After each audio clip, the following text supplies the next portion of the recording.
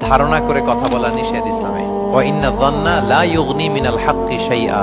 আল্লাহ বলেন ধারণা কখনো সত্যের বিকল্প হতে পারে না। আপনাকে সত্যটা জেনে বলতে হবে। আমরা এরকম সমাজে অনেক করি, অনেক আপনি পাবেন। ধরেন যে আপনাকে আপনার এক বন্ধু দেখলো, রিকশা দিয়ে যাচ্ছেন, আপনার পাশে এক নারী বসা, তো সে অনেক কিছু খারাপ ধারণা করতে পারে।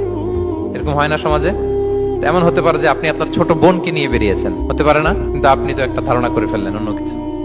বা আপনার ভাগ্নিকে নিয়ে বের হয়েছেন, আপনার আপন খালাকে নিয়ে বেরিয়েছেন কোনো কাজে, ডাক্তারের কাছে, কিছু একটা হতে পারে। কিন্তু তাকে দেখেই আমি এদিক সেদিক বলতে আরম্ভ করলাম যে ওকে তো দেখছি এরকম এরকম এরকম। আছে না নাই? আমাদের সমাজে আমি দেখেছি যে কারো যদি ঠোঁট কালো হয় তো মানুষ ধারণা করে নেয় লোকটা মনে হয় সিগারেট খায়।